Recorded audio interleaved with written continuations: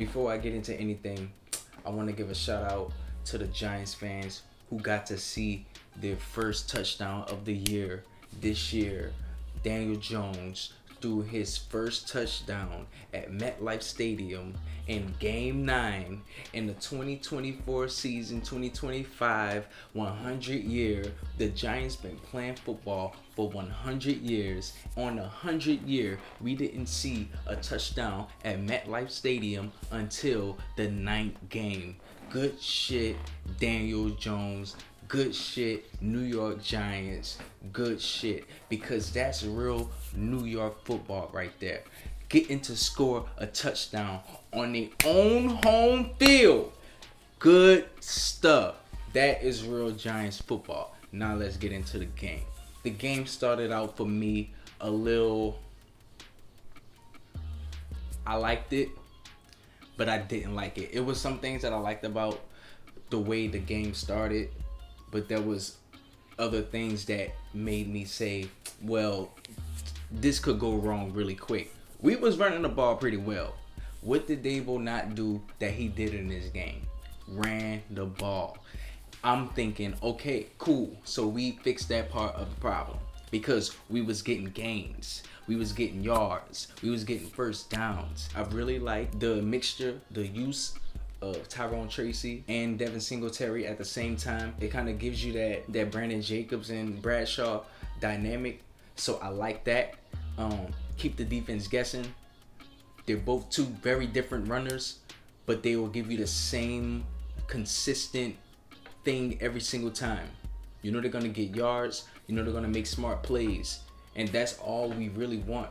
We just want that stability in the running game. So I hope that the Giants could stick to the duo running back scheme because it's an advantage for the Giants. I really like Tracy, man, and I think I'm gonna make another video about Tyrone Tracy. He's having a season, like his season reminds me of that underdog season Victor Cruz had. Like you just didn't know he was gonna shine like that. And so I'm glad he having one hell of a season, and I think he's a certified Giant. He's a keeper, and to say that this isn't his original position, exceptionally well. He had 16 rushing attempts, 66 yards. Hey, I'll take it. I'll take it for what I saw today. So we couldn't stop the Commanders' offense for shit. Damn. Fuck nothing. We couldn't stop the Commanders' offense for nothing. Nothing really stood out to me in this game for the defense, and we wasn't able to stop Jaden Daniels, the running back. Forgot the running back Rodriguez. We couldn't stop none of that. It was night for the Giants. And so I knew at some point in the game I was like, well, this is gonna have to be a high scoring game because it seemed like we had something going on in the first quarter, but then all of a sudden a fumble by Daniel Jones, and that shit just cannot happen, bro. And you know what? You just got to get over it because you just got to get over it, bro. Couldn't stop the offense, and a lot of people like to say banks closed on Sunday. Banks closed on Sunday. Man, the banks is open on Sunday, man. All day the banks is open. You can get however much money you want. The banks is giving out money, free money. Man, listen, Deontay Banks needs some help, obviously, but I can't even blame it on just Deontay Banks, bro. You got to blame it on the whole entire team when it comes to losses like this, to L's like this. When the Redskins offense score points like how they offense scored today, then you know something is up with the defense. And it's not just Deontay Banks. Like I said, nothing really stood out to me on defense. Nothing. So, I don't think we got not one sack. Jaden Daniels of course, he's a dynamic player. But shit, come on, man. We ain't getting not one sack. I don't even think we had a tackle for loss at any point in the game. And it was just sad to see. It was just sad to see, the Redskins offense run it like how they ran it on us today. Like I said, man, nothing really stood out on the defense. Jaden Daniels was able to score a touchdown right before the half. And then they got the ball back after the half. Daboll's play calling sucked.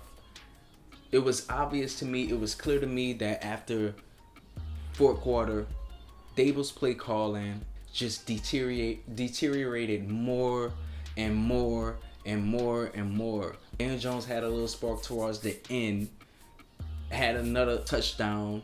The game was pretty much over. And then we going for it when we shouldn't go for it. I hate when we do that. It's like Daboll'S play calling it's like you playing Madden in real life. It's like that's the type of shit you really should only do in Madden. You going for it even when you shouldn't really go for it. But it's not a real game. This is real life. This is real life. And this man is going for it when we don't really have to. We didn't have to go for it. We didn't have to go for it. So I don't know why his play calling is so sus. It's terrible. It's terrible. And people love to blame Daniel Jones for a lot of shit that happens on the team. But how can you blame Daniel Jones when the play calling looks like that, bro? Like, you gotta help. Everybody has to help something. Help me, help you, help us. like help each other. Like, help the team. Like, oh, you know what? I forgot. We're tanking. Let's move on. The decision making in this game was just absolutely atrocious, bro. Like it just gotta get better, man. Like, it's really a mess. It's a mess. The refs once again is gonna call another bullshit call. The refs called a bullshit call on Darius Slayton. Could have been a touchdown. Should have been. Could have been. And every week we do the same shit. We come up here. We talk about the game. Could have been. Should have been. Woulda. Coulda. Shoulda. And I hate talking woulda. Coulda. Shoulda. I just wonder what it would be like if we played mistake-free football. I just wonder what it would be like if the Giants played mistake-free football. Does that exist? Do we live in a world where the Giants could play mistake-free football? Where the refs won't call a BS call? Because I feel like we get one every single game. Please tell me. Theo Johnson, please come to the front of the congregation.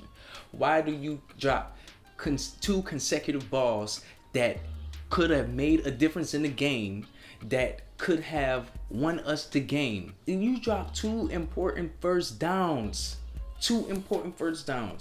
And then want to shine when it gets towards the end of the game. This man starts looking like Gronk at the end of the game when it didn't matter. He's dropping the ball when it does matter. When it does matter, he gonna drop the ball. But when it doesn't matter, he looks like a tight end, bro. I cannot believe this. This is ridiculous. It's ridiculous, bro. We start kicking our offense up at the end of the game when it doesn't matter. Then you start seeing the players have a little bit more pace. It's more. Come on. Get ready. Rushing. It's like at the end of the game, that's when we show that. I think we need to play that football at the beginning of the game. We need to play that type of football the whole entire game. We need to act like we're losing by 50 points. Does that what it takes for the Giants to stay on par with the other teams that we're playing? This is ridiculous. We got swept by the Redskins, bro. Shout out to my uncle. My uncle said it was gonna happen. bro. My uncle said it was gonna happen. We got swept by the Redskins, bro. It's obvious we're tanking. So I'ma chill. It's for the plot, right? It's for the plot. All right, it's for the plot. It was just a whole disappointment the entire game. I guess it wasn't the worst. It could have been better. It wasn't the worst though, but all over us. Just ran all over us. What you want me to say about Daniel Jones? Daniel Jones didn't play bad, but he also didn't play elite. When he had 2 touchdown passes, 174 yards this game. Could have played better. I mean, of course, we had a lot of drop balls. You know, we got Daboll calling plays.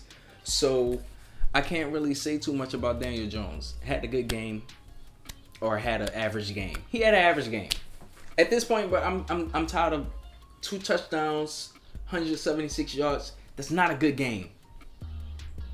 You had an NFL game. Period.